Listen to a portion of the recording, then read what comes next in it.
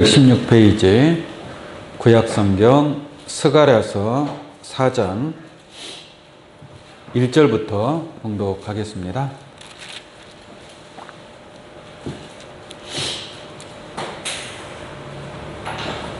스가랴서 4장에 끈을 끼워두시고요. 1절부터 봉독하도록 하겠습니다. 내게 말하던 천사가 다시 와서 나를 깨우니 마치 자는 사람이 깨우임 같더라. 그가 내게 묻되 네가 무엇을 보느냐? 내가 대답하되 내가 보니 숭금 등대가 있는데 그 꼭대기에 주발 같은 것이 있고 또 그 등대에 7 등잔이 있으며 그 등대 꼭대기 등잔에는 7 관이 있고 그 등대 곁에 2 감람나무가 있는데 하나는 그 주발 우편에 하나는 그 좌편에 있나이다 하고 내게 말하는 천사에게 물어 가로되 내 주여 이것들이 무엇이니까? 내게 말하는 천사가 대답하여 가로되 네가 이것들이 무엇인지 알지 못하느냐? 내가 대답하되 내 주여 내가 알지 못하나이다. 그가 내게 일러 가로되 여호와께서 스룹바벨에게 하신 말씀이 이러하니라. 만군의 여호와께서 말씀하시되 이는 힘으로 되지 아니하며 능으로 되지 아니하고 오직 나의 신으로 되느니라. 큰 산아 네가 무엇이냐? 네가 스룹바벨 앞에서 평지가 되리라. 그가 머릿돌을 내어 놓을 때에 무리가 외치기를 은총이 그에게 있을지어다 하리라 하셨고 여호와의 말씀이 또 내게 임하여 가라사대 스룹바벨의 손이 이전에 지대를 놓았은즉 그 손이 또한 그것을 마치리라 하셨나니 만군의 여호와께서 나를 너희에게 보내신 줄을 네가 알리라 하셨느니라. 작은 일에 날이라고 멸시하는 자가 누구냐? 이 7은 온 세상에 두루 행하는 여호와의 눈이라. 다림줄이 스룹바벨의 손에 있음을 보고 기뻐하리라. 아멘. 네, 스가랴 4장 1절로 10절까지 봉독해 드렸습니다. 오늘 이 말씀을 통해서 숭금 등대의 7 등잔이라는 제목으로 말씀을 증거하도록 하겠습니다. 숭금 등대에 관한 말씀의 내용이 나오는데 이 숭금 등대에 숨겨진 하나님의 뜻이 무엇인가? 오늘 말씀을 통해서 여러분들의 영안이 열리고 귀가 열리는 그러한 역사를 통해서 숨겨지고 감추어진 것을 찾아내고 드러내어 깨닫는 또한 여러분들에게 축복이 되는 그러한 진리의 말씀이 되시기를 원합니다. 아멘. 사실상 오늘 이 본문 말씀에는 어떠한 내용이 숨겨져 있느냐? 제가 지난 주일까지 말씀을 드렸지만 보혜사에 관해서 말씀을 드렸습니다. 보혜사는 예수의 이름으로 오는 자라고 말씀을 드렸고 보혜사는 예수님의 영광을 나타내고 예수님의 모든 것을 알려주는 자가 보혜사다라고 말씀을 드렸습니다. 그러므로 보혜사는 곧 예수님의 속성으로 나온 자다 이렇게 설명을 드렸습니다. 그러면 또 예수님은 하나님의 이름으로 오셨고 하나님께 모든 것을 받으셨고 하나님의 아들로 오셨고 또한 하나님의 말씀을 대언하신 줄로 믿습니다. 그러므로 예수님은 하나님의 속성으로 나온 자다. 하나님의 아들이라는 것 자체가 하나님의 속성이다라고 말씀을 드릴 수 있습니다. 속성이라는 것은 변하지가 않는다 그랬죠. 여러분들도 각자 개인의 자기의 어떤 속성들이 다 있어요. 변해요, 안 변해요? 그게 일생을 가지고 그 속성을 가지고 살아가는 겁니다. 이게 다시 거듭나지 않고서는 그 속성에서 사실상 벗어나기가 어렵다. 여러분들의 얼굴이 다 같아요, 달라요? 다르죠? 똑같을 수가 없지 않습니까? 여러분들의 속에 있는 성질도 마찬가지예요. 다 다른 겁니다. 그런 것처럼 하나님은 하나님의 속성이 있는 줄로 믿습니다.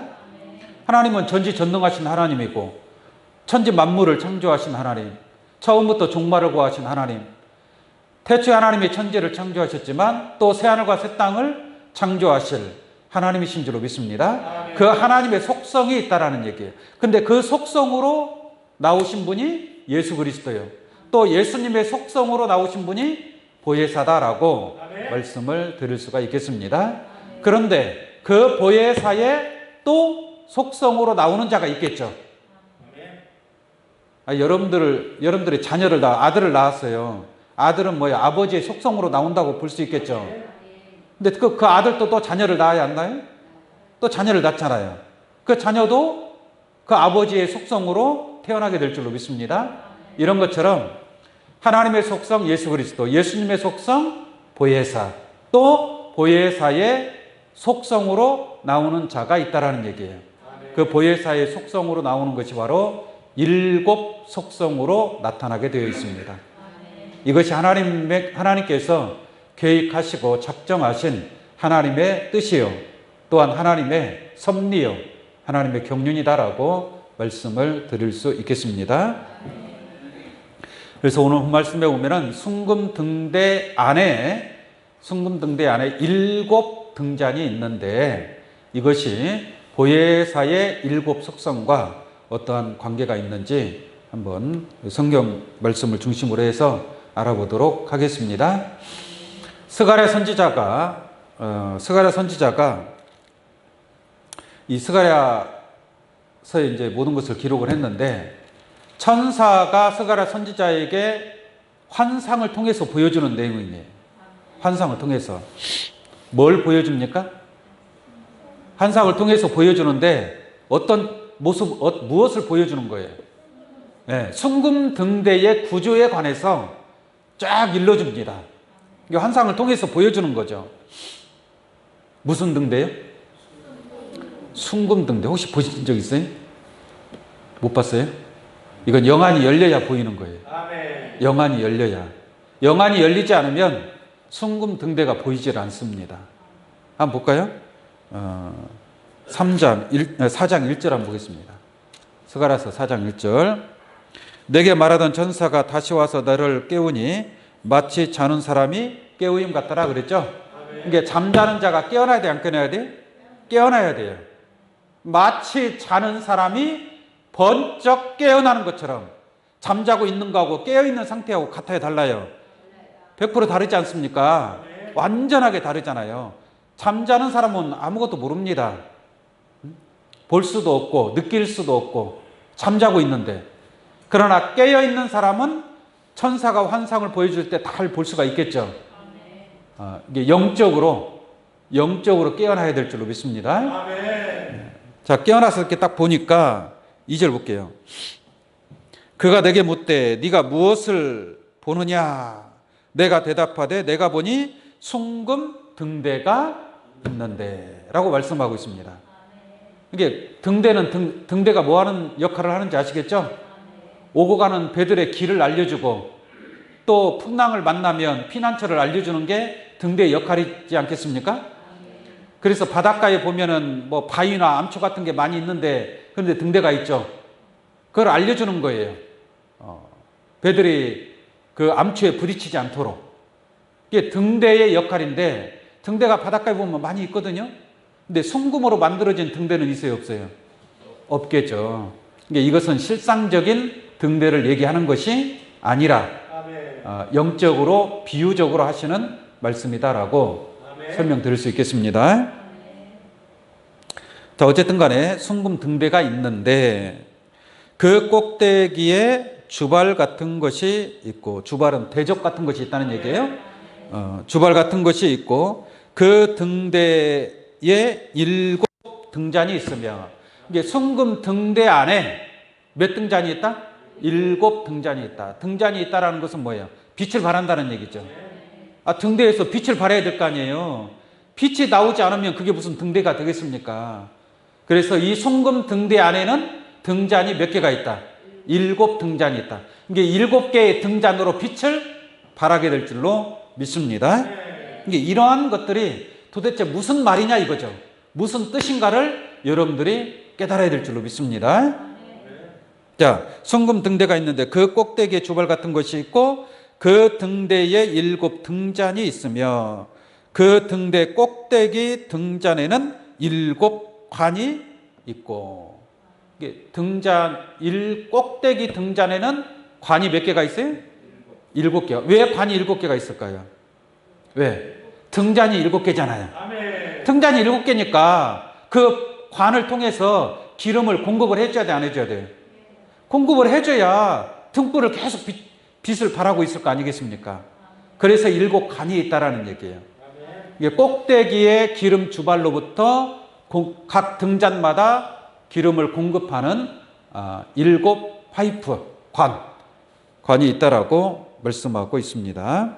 그 다음에 7 관이 있고 그 등대 곁에 2 감람나무가 있는데, 이 감람나무는 등대 안에 있는 거예요? 등대 밖에 있는 거예요? 등대 밖에 있는 거죠. 곁이라고 했으니까 등대 곁에, 하나는 주발 우편에 하나는 그 주발 좌편에, 이게 등대 좌우에 감람나무가 있다라는 것을 알 수가 있습니다. 이 감람나무는 순금 등대 안에 있는 게 아니에요. 순금 등대 밖에 2 감람나무가 있다라는 것을 환상을 통해서 스가랴 선지자가 영안이 딱 열리고 딱 보니까 순금 등대가 있고 7 등잔이 있고 7 관이 있고 또 감람나무가 있고, 이거를 본 거예요. 자, 이렇게 봤습니다. 이게 무슨 말이냐 이거죠. 4절 볼게요. 4절. 내게 말하는 천사에게 물어 가로되 내 주여 이것들이 무엇이니까? 라고 물어봤죠. 스가랴 선지자가 물어본 거예요. 엄청난 그 순금 등대의 광경을 보긴 봤는데 도대체 저게 무슨 말입니까? 이게 스가랴 선지자가 알아요, 몰라요? 보기는 봤는데 그게 무슨 뜻인 줄은 알아요, 몰라요? 몰라요. 그러니까 선지자들이 성경을 기록할 때 여러 가지 환상을 통해서 많이 기록을 해요. 기록을 하긴 하는데도 그게 무슨 뜻인지는 모른다 이 말이에요. 그러면 스가랴 선지자가 몰랐다 할지라도 이 순금 등대의 비밀을 깨달을 때가 틀림없이 있을 줄로 믿습니다. 아멘. 자, 5절 한번 보겠습니다. 내게 말하는 천사가 대답하여 가로되 네가 이것들이 무엇인지 알지 못하느냐? 내가 대답하되 내 주여 내가 알지 못하나이다. 그가 내게 일러 가로되, 이게 천사가 또 말하는 겁니다. 그가 내게 일러 가로되 여호와께서 스룹바벨에게 하신 말씀이 뭐예요? 이러하니라. 이게 스룹바벨에게 하신 말씀이 이러하니라라고 하는 것을 보니까 이 순금 등대의 비밀은 누가 알고 있다는 얘기예요? 스룹바벨이 알고 있다는 얘기예요. 스룹바벨이. 그러니까 스가랴 선지자 시대에 알 수 있어요, 없어요? 스가랴 선지자도 모른단 말이에요. 이것을 스룹바벨에게 하신 말씀이 이러하니라라고 하니까 스룹바벨이 누군지는 모르겠지만 어쨌든 간에 이 순금 등대의 모든 비밀은 바로 스룹바벨이 가지고 있다라는 것을 분명하게 알 수 있는 줄로 믿습니다. 자, 그 뒤에 보겠습니다. 스룹바벨이 하신 말씀이 이러하니라. 만군의 여호와께서 말씀하시되 이는 힘으로 되지 아니하며 능으로 되지 아니하고 오직 나의 신으로 되느니라. 그러니까 순금 등대의 7 등잔의 빛이 발하는 이 순금 등대의 역사는 힘으로 돼요? 힘 있다고 되는 것이 아니다 이 말이에요. 힘이 있다라는 것은 뭐예요? 그만큼 권력이 있다는 얘기고, 그죠? 또한 재물이 있다는 얘기고, 그랬을 때 힘이 있는 것이지. 이제 그러한 힘이 있다고 해서 이 순금 등대의 섭리를 이룰 수는 없다는 얘기예요. 또 능력이 있다고 해서 되는 것도 아니다. 능력이라고 한다면 오늘날 막 능력받은 능력자들이 많이 있죠. 사람들에게 막 병도 고쳐주고, 또 뭐 축복도 내려주고, 또 입신도 하고, 막 쓰러지게 만들고, 귀신을 쫓아내고, 권능을 행하고, 그런 능력받은 자들. 그러나 그러한 능력이 있다고 해서 이 순금 등대에 하나님의 뜻을 이룰 수 있는 건 아니다라는 것을 알기를 원합니다. 아멘. 오직 무엇을 통해서 이룰 수 있다?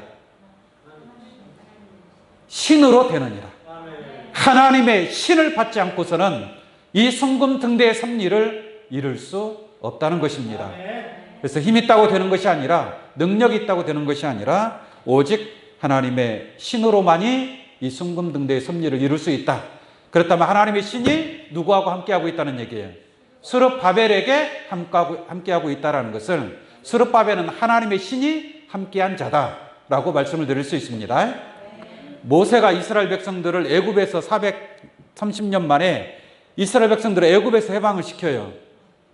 해방을 시킬 때 하나님의 신이 함께하지 않으면 그 애굽의 바로왕 소나기에서 이스라엘 백성들을 해방시킬 수 있어요, 없어요? 없습니다. 하나님의 신이 함께할 때만이 승리할 수 있는 줄로 믿습니다. 모든 것을 이룰 수 있다는 얘기예요. 엘리야 선지자가 거짓 선지자 850명을 무찌를 때에도 하나님의 신이 함께함으로 일어나는 그러한 승리인 줄로 믿습니다. 그런 것처럼 이 순금등대의 역사도 스룹바벨에게 하나님의 신이 함께함으로 순금등대의 섭리를 이룰 수 있다라는 것을 우리가 말씀을 통해서 깨달을 수 있음인 줄로 믿습니다. 그래서 나의 신으로 되느니라. 그 다음 한번 보겠습니다. 7절. 큰 산아, 네가 무엇이냐? 네가 스룹바벨 앞에서 평지가 되리라 라고 말씀하고 있습니다. 큰 산아, 세상에 이 근방에는 큰 산이 없죠? 한라산아, 제주도에 막 큰 산이 있죠, 한라산. 하여튼 우리나라에서는 제일 높은 산이니까. 큰 산아, 네가 무엇이냐? 네가 스룹바벨 앞에서 평지가 되리라. 그럼 평지가 될까요? 저 한라산이 무너질까요? 한라산은 그만두고 여 앞에 있는 월명산만 가지고 평지가 되리라면 평지가 돼요? 안 되죠. 아무리 믿음이 좋아도, 아무리 어떤 하나님의 신이 함께한다 할지라도 그게 이루어질 수 있겠습니까? 육신적으로 볼 때. 이것은 육신적인 말이 아니라 영적인 말씀인 줄로 믿습니다. 큰 산이라는 것은 어떠한 조직체를 가리키고 있습니다. 조직체. 많은 사람으로 이루어진 조직체. 그래서 사람들이 많이 모였을 때 뭐라 그래요? 인산인해같이 사람들이 많이 모였다고 그랬죠? 이게 사람으로 이루어진 산이에요. 인산. 이게 성경에서 나오는 산이라는 것은 사람으로 조직된 어떤 그 큰 단체를 큰 산이다 라고 말씀을 드릴 수가 있겠습니다. 성경은 여러 가지 비유로 기록되어 있기 때문에 이 비유의 말씀을 하나님의 뜻, 실상으로 깨닫는 그런 지혜가 있어야 될 줄로 믿습니다. 이 산에 관해서 한번 잠깐 보면 예수님께서 말씀하시기를 네가 겨자씨알 만한 믿음만 있으면, 무슨 씨요? 겨자씨는 눈에 잘 보여요, 안 보여요? 잘 안 보여. 보일 똥 말똥. 눈 안 좋으면 잘 안 보일 거예요. 겨자씨알 만한 믿음만 있으면 산을 명하여 이곳에서 저곳으로 옮겨라 라고 명령만 하면 옮겨진다라는 말이 있어요. 겨자씨알만. 여러분들 겨자씨알 만한 믿음이 있어요, 없어요? 그 정도는 있겠지. 겨자씨알 만한 그거보다 믿음이 없으면 어떡하라고. 그러면 산을 옮겨야 돼요, 못 옮겨야 돼요? 근데 옮겨져요? 옮길 수 있는 그러한 믿음이 있기를 원합니다. 육적인 산을 가리켜서 하는 말이 아니라 영적인 산. 쉽게 말하면 오늘날 수많은 교회들 또는 교단들, 교파들, 이러한 것들이 곧 산이다라고 설명을 드릴 수 있겠습니다. 에레미야 51장 25절 한번 보겠습니다. 에레미야 51장 25절입니다. 나 여호와가 말하노라.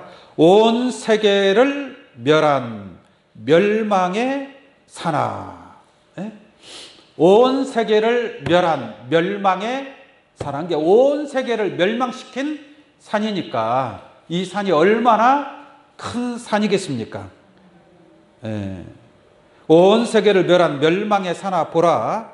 나는 네 대적이라 나의 손을 네 위에 펴서 너를 바위 위에서 굴리고 너로 불탄 산이 되게 할 것이라 라고 말씀하고 있는 줄로 믿습니다. 이제 이 멸망의 산, 이 산이 바로 큰 산이란 말이에요. 온 세계를 멸한 멸망의 산이니까 얼마나 산이 크다라는 것을 알 수가 있고, 그러나 이 큰 산도 스룹바벨 앞에서는 뭐가 된다? 평지가 된다. 평지가 된다. 곧 모든 그 높은 큰 산의 조직들이 무너지게 될 것을 말씀하고 있는 줄로 믿습니다. 이사야 45장 15절에도 보면은 하나님께서 야곱에게 하는 말,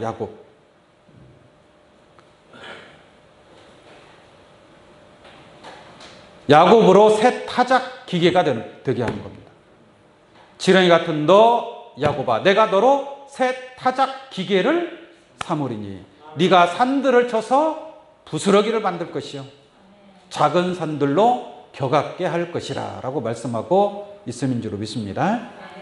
그리고 계시록에 보면은 7 머리 10뿔, 7 머리는 7 산이요 또 7 왕이다 라고 말씀한 줄로 믿습니다.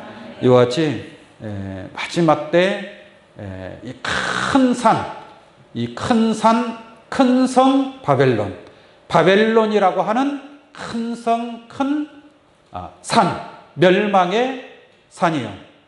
이 산이 스룹바벨 앞에서 평지가 되는 그러한 심판을 받을 것을 성경은 말씀하고 있습니다. 아멘. 왜? 어떻게 해서 평지가 되는 거예요? 스룹바벨 앞에, 스룹바벨은 하나님의 신이 함께한 자인 줄로 믿습니다. 요한복음 10장 35절 말씀과 같이 하나님의 말씀을 받은 사람들을 신이라 하셨거든. 성금 등대의 그 섭리를 통해서, 그 역사를 통해서 큰 산을, 평지를 만드는 그런 놀라운 역사가 틀림없이 나타나게 될 줄로 믿습니다. 자, 오늘 말씀 다시 한번 보겠습니다.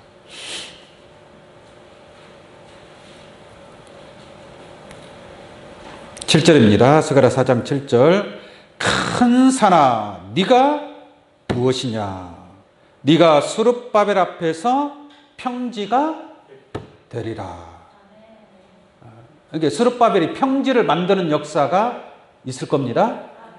그렇게 평지를 만들고 그가 머릿돌을 내어놓을 때에, 그가는 누구예요? 스룹바벨이죠.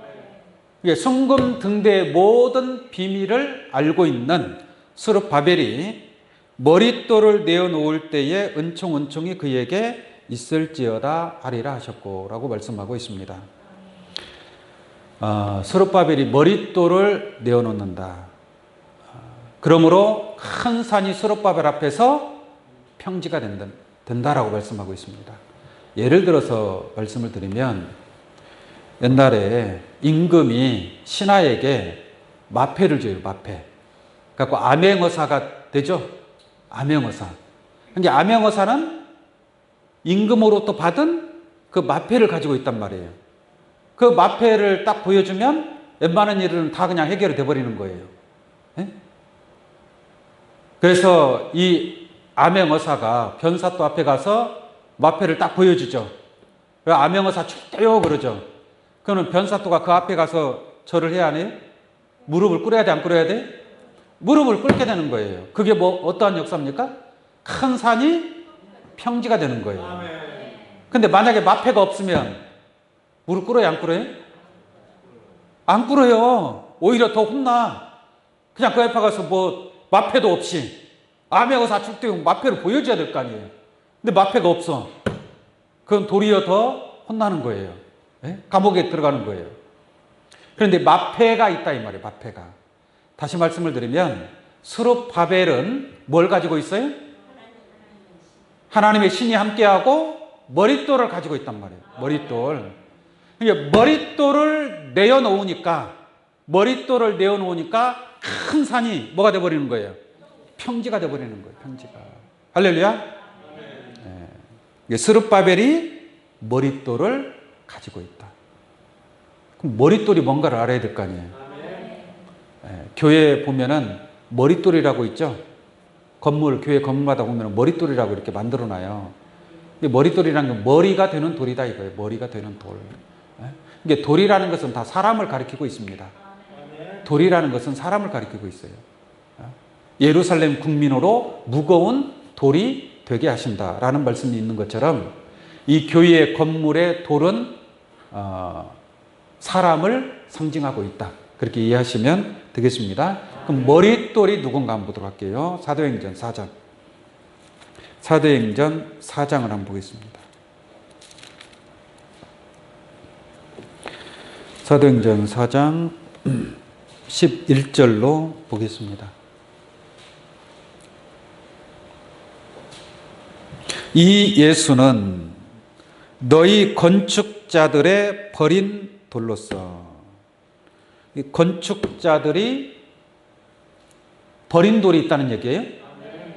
버려버렸어요. 이게 쓸모가 없는 줄 알고 필요 없는 돌인 줄 알고 그냥 버려버린 거예요. 귀하게 생각을 하지 않은 거예요.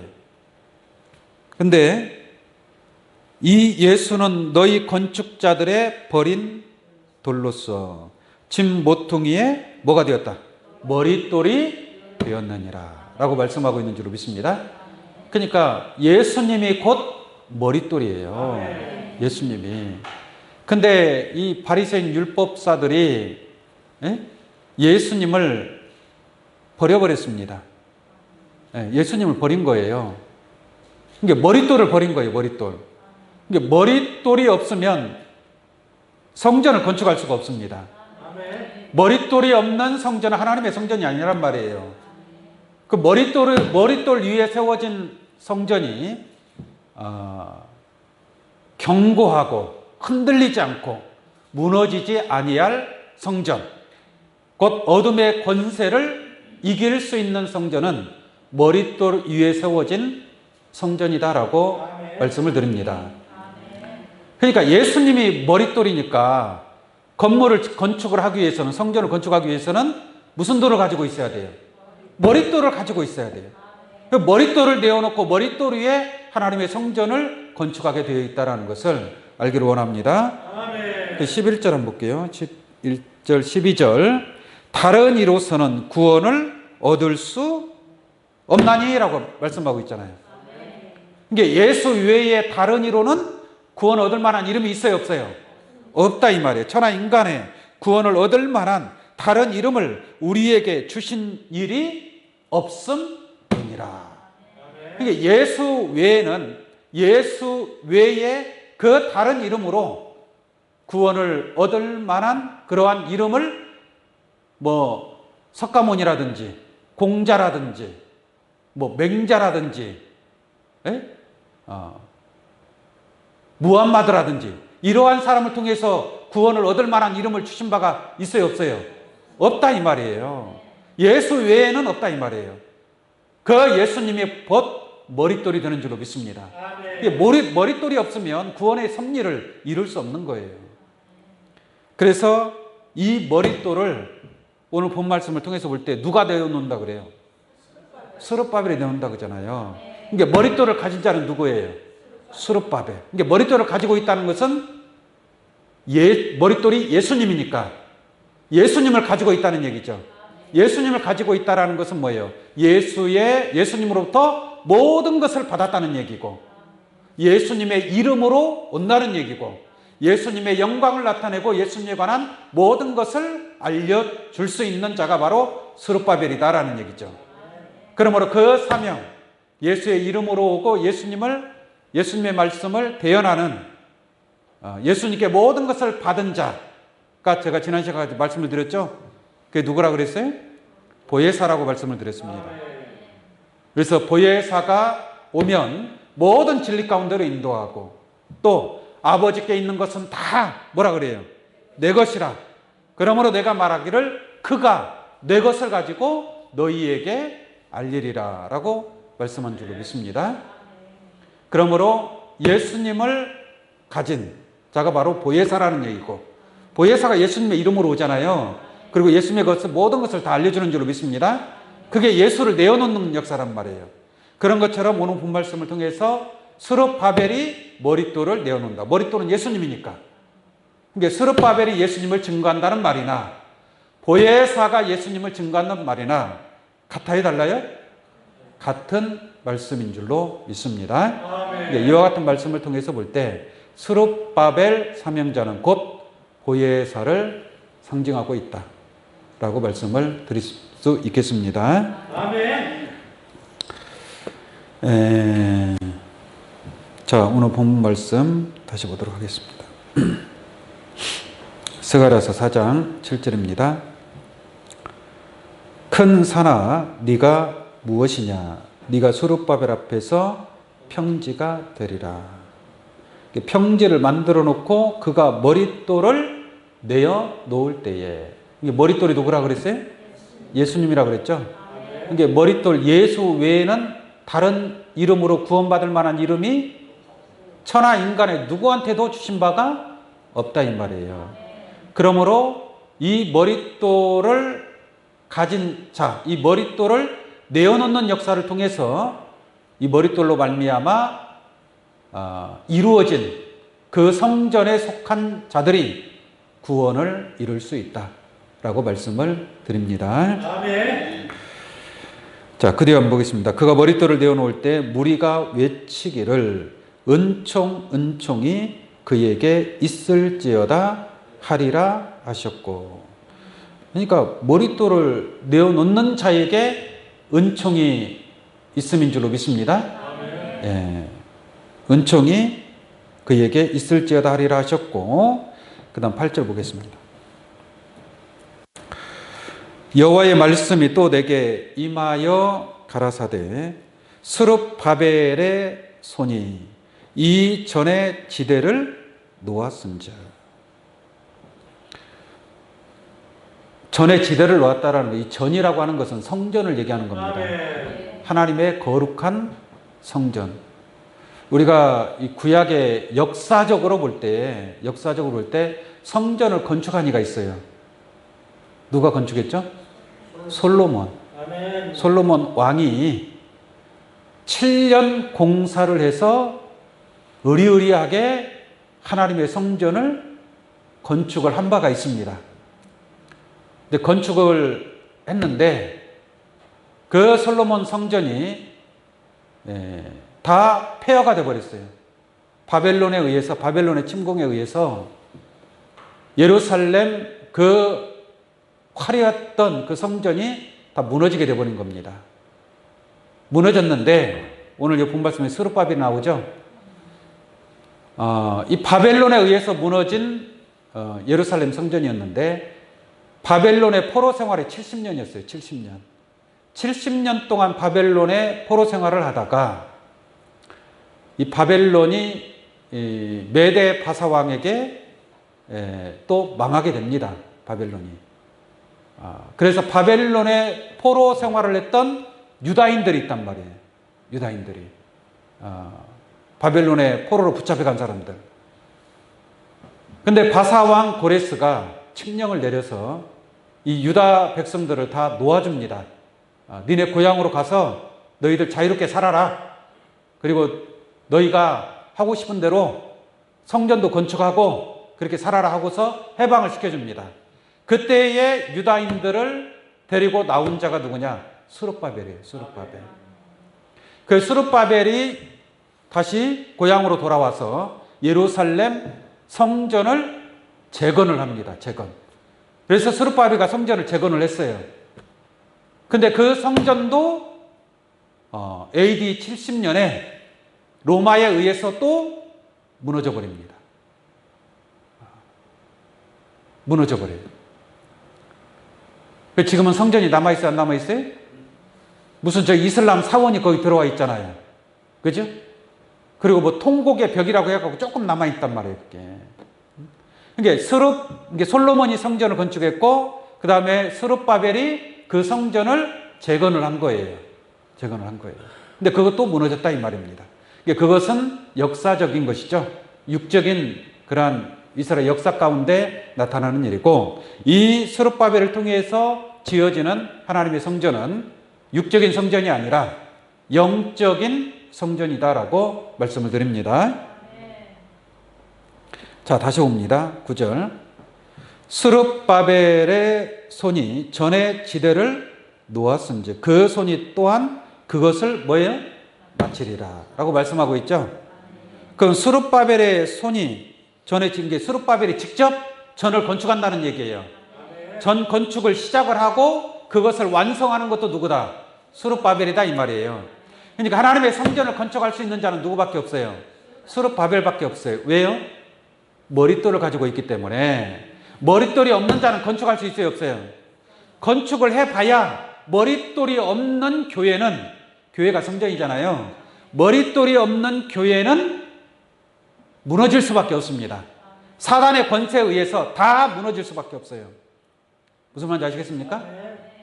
머릿돌 위에 세워진, 이게 스룹바벨이 머릿돌을 내어놓는다고 했으니까 머릿돌 위에 세워진 성전만이 하나님의 성전이요 구원의 성전이 된다라고 말씀을 드릴 수 있습니다.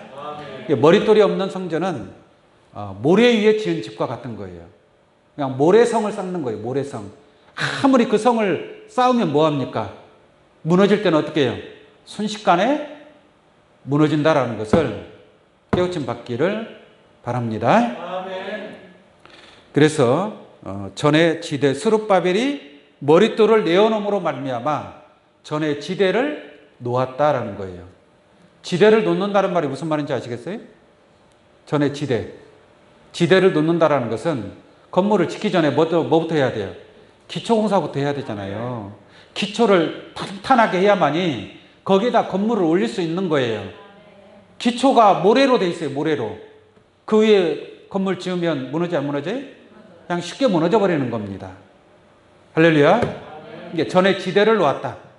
스룹바벨의 손이 그 전에 지대를 놓았다라는 것은 머릿돌 대신 예수 그리스도를 내어놓은 줄로 믿습니다.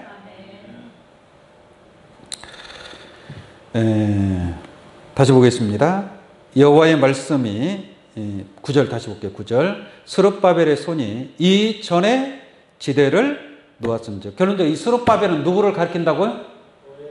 보혜사를 가리키고 있습니다. 그래서 스룹바벨의 손이 이 전에 지대를 놓았은즉 그 손이 또한 그것을 마치리라 라고 말씀하고 있습니다. 이게 스룹바벨이 시작을 해서 스룹바벨이 완성을 한다는 얘기예요. 완성을 하는 겁니다. 머릿돌, 예수의 이름으로 온 보혜사를 통해서 이러한 섭리가 이루어지게 될 줄로 믿습니다. 우리 에베소서 2장 말씀 한번 보도록 하겠습니다. 에베소서 2장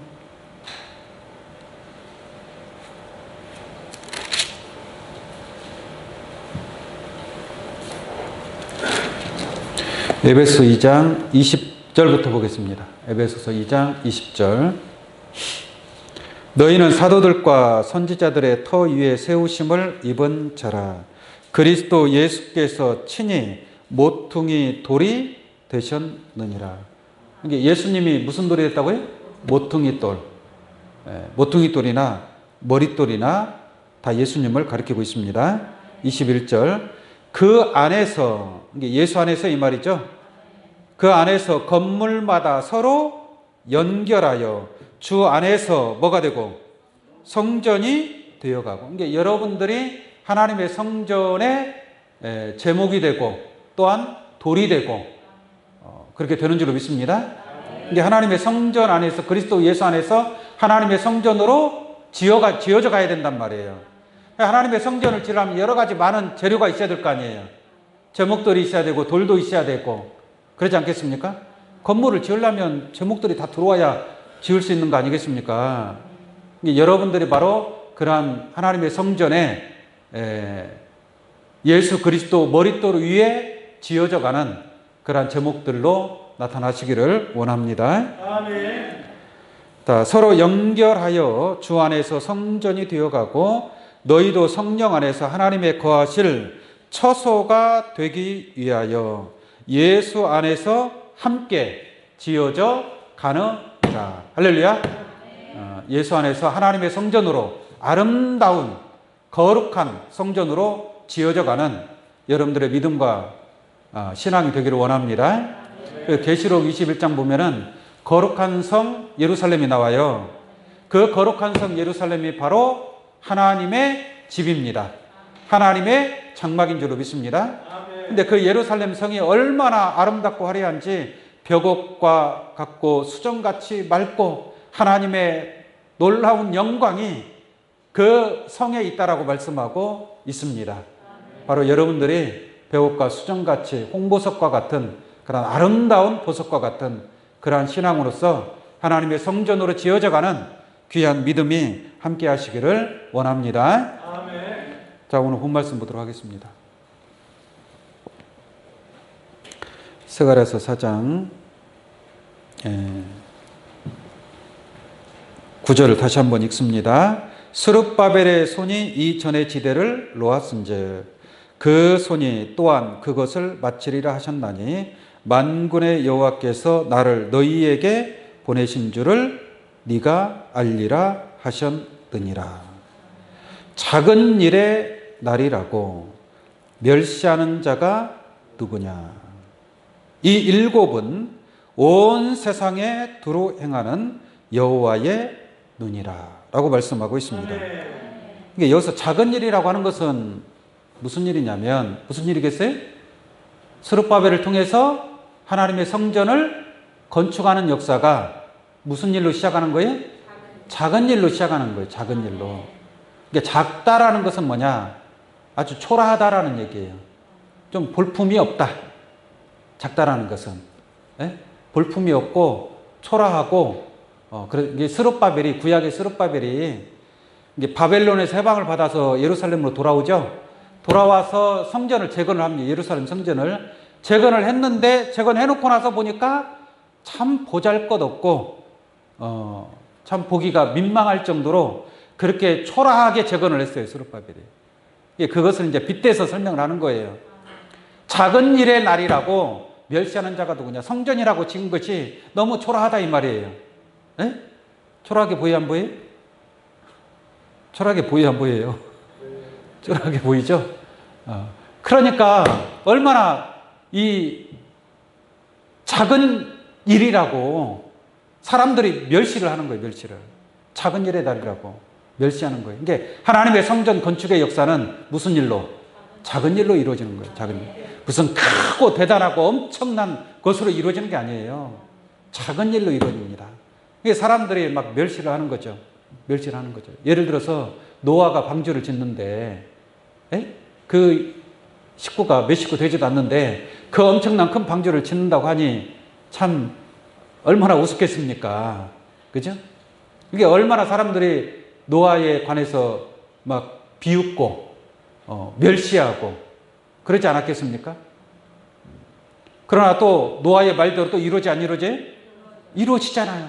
이게 이루어질 때는 깜짝 놀라는 거 아니겠습니까? 그래서 사도행전 13장 41절 말씀 보면은 멸시하는 자들아 너희는 놀라고 망하라.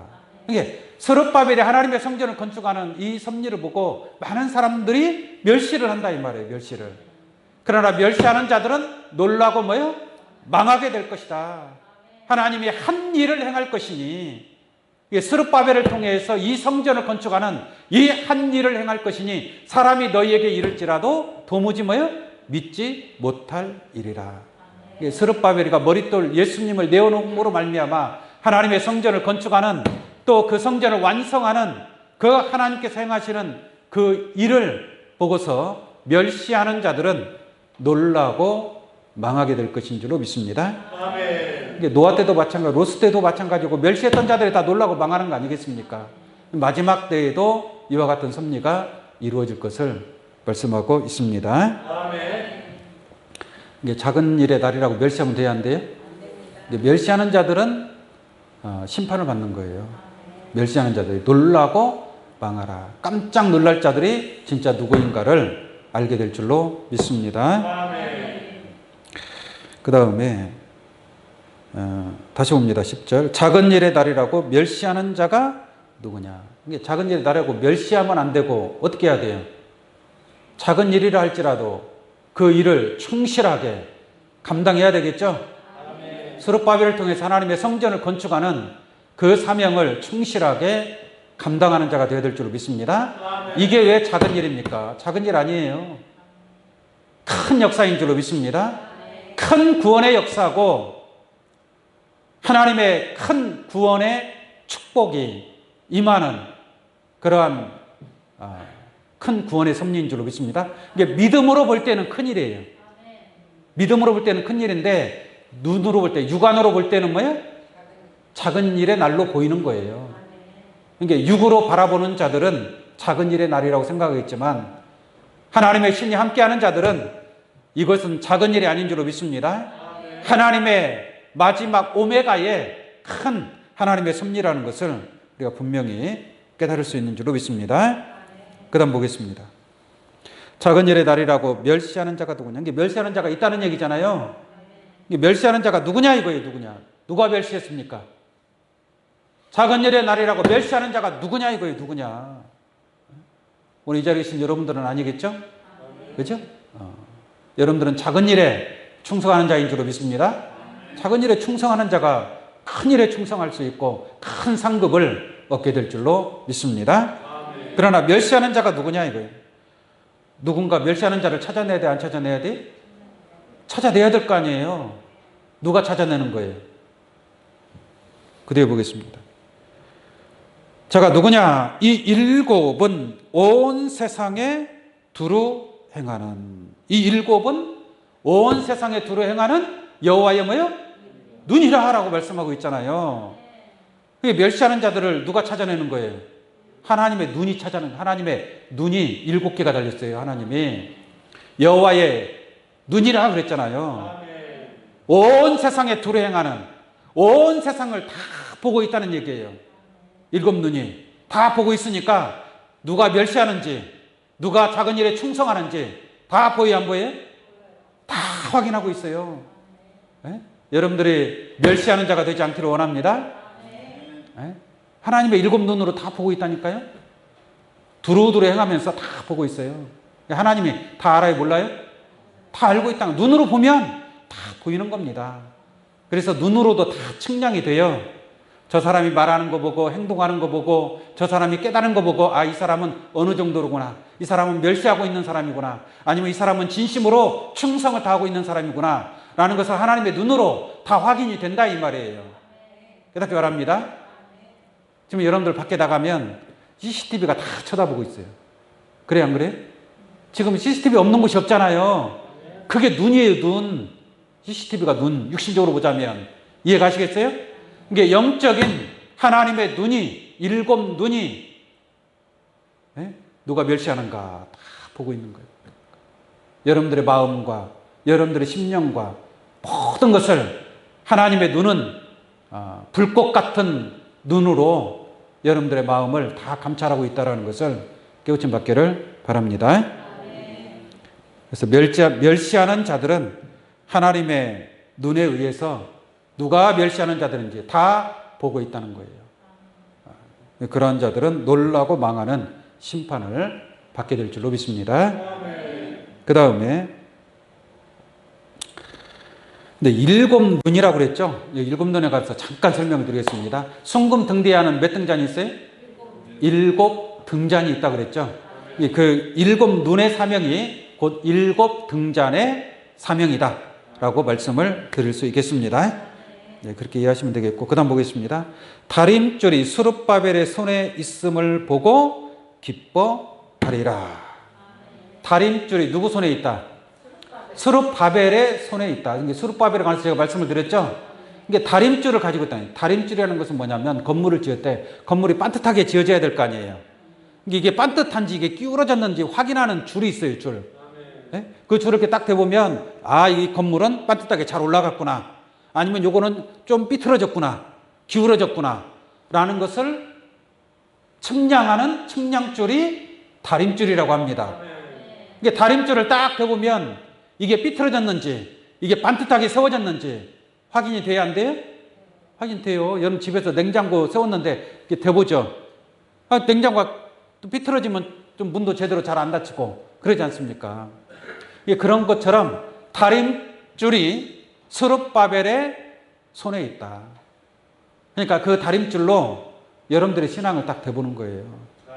이 사람의 신앙이 반듯하게 흔들리지 않고 기울어지지 않고 치우쳐지지 않고 좌로나 우로나 치우치지 않고 반듯하게 세워졌는지, 하나님 말씀 위에 반듯하게 세움을 입었는지, 그러한 것을 측량하는 것이 바로 다림줄입니다.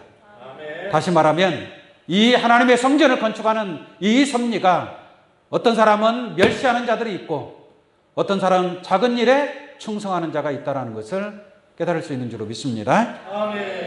그러므로 여러분들의 신앙은 흔들리지 아니하는, 작은 일의 날이라고 해서 오히려 더 열심히 하고 충성할 수 있는 그러한 신앙이 되기를 원합니다. 좌로나 우로나 치우치지 아니하고 반듯한 그러한 신앙을 통해서 하나님의 아름다운 성전으로 지어져가는 그러한 축복이 여러분들이 함께 하시기를 예수의 이름으로 축원합니다. 기도하겠습니다.